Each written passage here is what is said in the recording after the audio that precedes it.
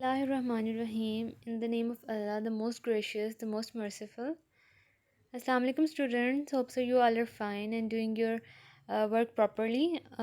So our lesson for today is Weather and Climate, chapter number 2 of Social Studies, class 6, Weather and Climate.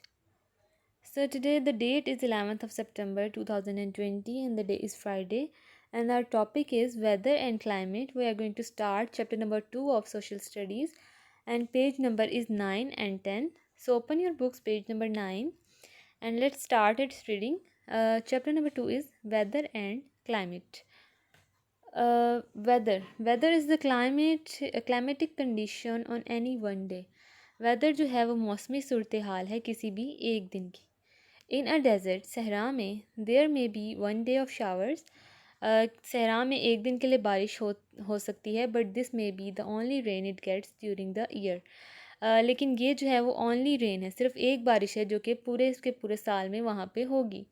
In the Arctic region, Arctic जो खित्ता है उसके अंदर, during its short summer, इसका जो थोड़ा जो time period है गर्मियों का, there might be a few days, कुछ दिन ऐसे हो सकते हैं, when the temperature is quite high, जब टेम्परेचर वहाँ का दर्जा हरारत बहुत ज़्यादा होगा. तो इस पैराग्राफ में उन्होंने क्या बताया? वेदर जो है एक क्लाइमेटिक कंडीशन है, ठीक है, मौसमी सूरत हाल है. वेदर जो है वो क्लाइमेटिक कंडीशन है सिर्फ एक दिन की, ठीक है. एक दिन की जो क्लाइमेटिक कंडीशन है मौसम की जो है, हम उसको क्या कहते हैं? वेदर. डेज़र्ट की उन्होंने एग्जांपल दिया आपको कि डेज़र्ट में जो है वो पूरा साल गर्मी रहती है. डेज़र्ट आपको पता है रेतला इलाका है, वहाँ पे बहुत ज़्यादा गर्मी होती है, वहाँ पे वेजिटेशन भी कम होती है और वहाँ पे जो है वो बारिशें भी बहुत ज़्यादा कम होती हैं. तो जो डेज़र्ट है उन्होंने उसकी एग्जांपल जो है वेदर में दी है कि पूरा साल जो है वहाँ पे गर्मी रहती है, ठीक है. एक दिन अगर वहाँ पे बारिश हो जाए तो it will be its weather, ठीक है, कि पूरा साल गर्मी रही और एक दिन जो है वहाँ पे वो बारिश हो गई. आर्कटिक रीजन की उन्होंने सेकंड एग्जांपल दी है वेदर में. ये कहा है कि जो आर्कटिक रीजन है वो बहुत ज़्यादा सर्द इलाका है, ठीक है, वहाँ बहुत ज़्यादा सर्दी पड़ती है, बर्फ़ जो है वो वहाँ पे पड़ती है. तो आर्कटिक रीजन में पूरा साल ठंड रहती है, लेकिन कुछ देर के लिए जो है उसके शॉर्ट समर टाइम पीरियड में, यानी कि थोड़ी देर के लिए जो गर्मी आती है, कुछ दिन ऐसे होते हैं जब उसका टेम्परेचर बहुत ज़्यादा हो जाता है, यानी कि वहाँ बहुत ज़्यादा गर्मी हो जाती है. तो ये भी जो है वो वेदर में है, ठीक है. अब हम पढ़ते हैं क्लाइमेट. ये पढ़ने के बाद आपको पता चलेगा फ़र्क के वेदर और क्लाइमेट के अंदर डिफरेंस क्या है. Climate is the average of the weather condition over a whole year. अब क्लाइमेट क्या है? मौसमी सूरत हाल है पूरे के पूरे साल की, ठीक है. The desert in spite of one days of shower has a hot dry climate. अब सहरा में एक दिन की बारिश के अलावा पूरा साल गर्म और खुश्क मौसम रहता है. The Arctic region despite a few days of sunshine has a bitterly cold climate. और आर्कटिक रीजन में क्या होता है, कुछ दिन की सूरज की तपिश के अलावा वहाँ पे जो टेम्परेचर है, जो उसका क्लाइमेट है वो बहुत ज़्यादा सर्द होता है, यानी कि वहाँ शदीद सर्दी होती है. तो क्लाइमेट में उन्होंने क्या बताया कि क्लाइमेट जो है वो वेदर कंडीशन है पूरे के पूरे साल की, जो कि पूरा का पूरा साल वहाँ का मौसम रहता है, ठीक है. डेजर्ट जो है वहाँ पे एक दिन अगर बारिश होगी तो वो उसका वेदर है. पूरा साल जो उधर गर्मी पड़ रही है और वो जो गर्म इलाका है तो वो उसकी जो है वो क्लाइमेट है, यानी कि आबो हवा है. फिर जो आर्कटिक रीजन है, आर्कटिक रीजन जो है वहाँ पे कुछ दिन के लिए अगर सनशाइन आ भी जाए, यानी कि सूरज की रोशनी तेज़ हो जाए शॉर्ट समर पीरियड में, लेकिन वो जो उसकी आबो हवा है, जो उसकी क्लाइमेट है वो कोल्ड है, वहाँ पे शदीद सर्दी होती है, ठीक है. The climate of the country is very important. अब जो क्लाइमेट है, आबो हवा है किसी भी मुल्क की, वो बहुत ज़्यादा अहम है. It decide what crops can be grown there and how the people live. ये बताती है कि हमारी मदद करती है फ़ैसला करने में कि वहाँ पे कौन सी क्रॉप्स को उगाया जाए, यानी कौन सी फसलें हम वहाँ उगा सकते हैं और वहाँ पे जो लोग हैं वो किस तरीके से रहेंगे. There is no point in trying to grow rice on the dry cold plains of Central Asia. इस बात का कोई भी फ़ायदा नहीं है कि हम जो है वो चावल को उगाने की कोशिश करें खुश्क मैदानों में सेंट्रल एशिया के, nor mangoes in northern Russia, ना ही जो आम है वो शुमाली रशिया में. Bananas will not grow in Siberia. इस तरीके से बनानाज जो हैं, केले जो हैं, हम उन्हें साइबेरिया में नहीं उगा सकते. Nor cotton in northern Canada, ना ही कॉटन को शुमाली कनाडा में. तो उन्होंने क्या बताया, उन्होंने कहा है कि जो क्लाइमेट है ना, आबो हवा किसी भी मुल्क की, वो बहुत ज़्यादा अहम है, ठीक है. ये हमें बताती है कि वहाँ पे फसलें कौन सी उगाई जाएँ, या फिर वहाँ पे पीपल लोग जो हैं वो किस तरीके से रह सकते हैं। अब जो राइस है, राइस का जो पौधा है वो उसको नमी वाली जो है ना मॉइस्चर चाहिए होता है, उसको बहुत ज़्यादा पानी चाहिए होता है उस फसल को ग्रो करने के लिए। ठीक है, तो वो जो है वो पौधा हम किसी भी ठंडे इलाके में नहीं उगा सकते हैं। ठीक है, इसी तरीके से जो बाकी कुछ प्लांट्स होते हैं, जैसे चाय का पौधा है, वो उसको हम जो है उसको ड्राई कंडीशन चाहिए होती है। इसी तरीके से हर एक पौधे को उसकी ग्रोथ के लिए, प्रॉपर ग्रोथ के लिए वो टेम्परेचर चाहिए होता है। तो ऐसे टेम्परेचर के लिहाज से जो है वो क्रॉप्स को उन्हीं रीजन में उगाया जाता है, उन्हीं खितों में उगाया जाता है जहाँ पे वो अच्छे से ग्रो कर सके। ठीक है, इसी तरीके से जो मैंगो है वो भी गर्मियों के मौसम का फल है, वो हम गर्मियों में लगाते हैं। तो अगर आप उसको नॉर्दर्न रशिया में जो है, नॉर्दर्न रशिया में नहीं उगा सकते क्योंकि शुमाली इलाका जात वैसे बहुत ठंडे होते हैं। ठीक है, वहाँ पे जो है वो मैंगो ग्रो नहीं करेगा, उसकी फसल नहीं उगेगी। तो ये जो है क्लाइमेट, आबो हवा किसी भी मुल्क की वो बहुत अहम किरदार अदा करती है। फिर है व्हाट कॉजेज़ डिफरेंट क्लाइमेट्स। अब क्या चीज़ कॉज करती है मुख्तलिफ़ क्लाइमेट्स, मुख्तलिफ़ आबो हवा किस वजह से होती हैं। Temperature is one factor, temperature एक सबब हो सकता है इस चीज़ का। दिस डिपेंड्स ऑन, ये किस चीज़ पर मुनहसर है। ए है distance from equator and B है एल्टीट्यूड। तो ए है distance from equator.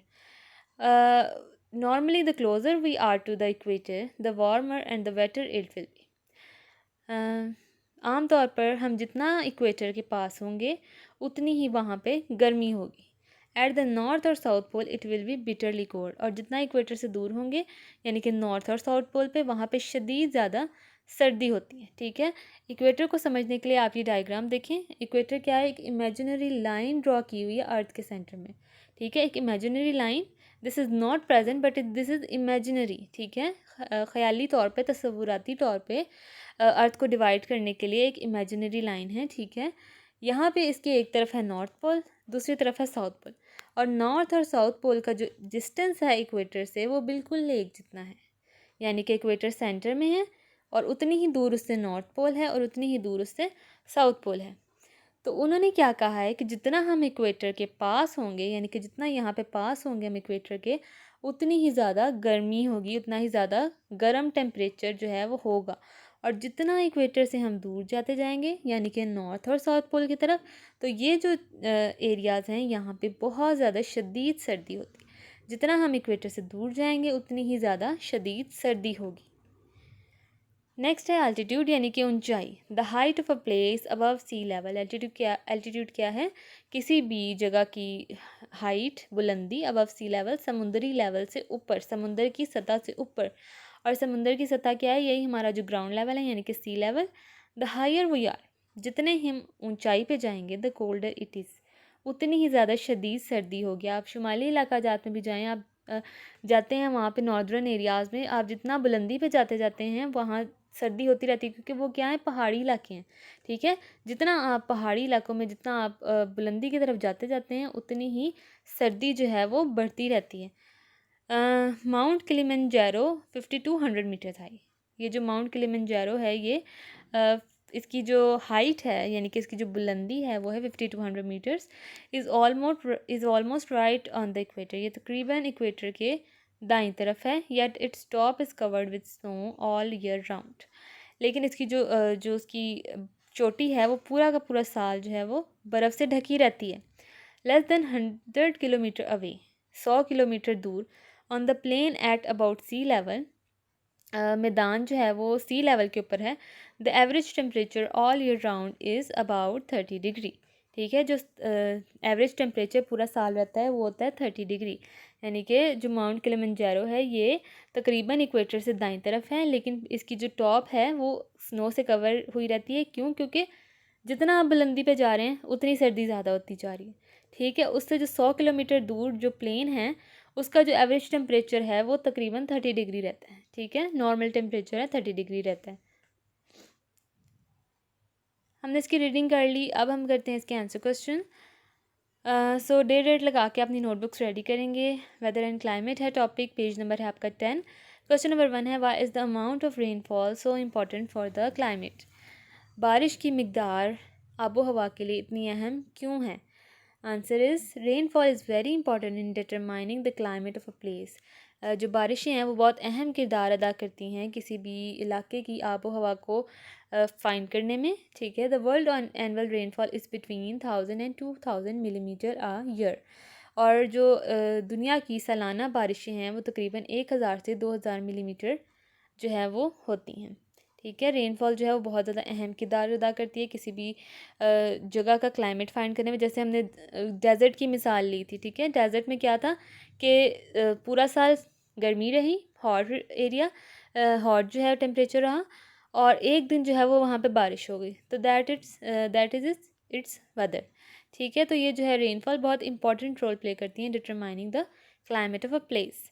Question number 2 is how high would the rainfall in Cherrapunji reach in your school. कितनी जो है बुलंदी से जो बारिश है वो चिरापुंजी में आपके स्कूल तक पहुंचेगी if it all stayed on ground, अगर वो ग्राउंड पे है तो। Answer is Cherrapunji in Assam had 12,900 metre of rain in 1 year 1861। Cherrapunji जो कि असम में है उसमें एक साल 1861 यानी कि 1861 में बारिश हुई थी, जो कि रिकॉर्ड की गई थी 12,900 मिलीमीटर, यानी कि बहुत ज़्यादा शदीद बारिश हुई थी उस साल। This is the still the world record, और ये अभी भी वर्ल्ड रिकॉर्ड है, यानी कि उससे ज़्यादा बारिशें दोबारा नहीं हुई हैं। चिरापुंजी जो असम में है उसमें ईयर 1861 में 12,900 मिलीमीटर एनुअल रेनफॉल जो है वो रिकॉर्ड की गई थी, और ये जो है वो स्टिल जो है वो वर्ल्ड रिकॉर्ड है। आपने होमवर्क में भी यही दोनों क्वेश्चन करने हैं और इन्हें अच्छे तरीके से लर्न करना है। And your diary is learn plus right class work, ठीक है। और इसे अच्छे तरीके से आपने लर्न भी करना है और राइट भी करना है। So that's all for today students. अल्लाह हाफिज़।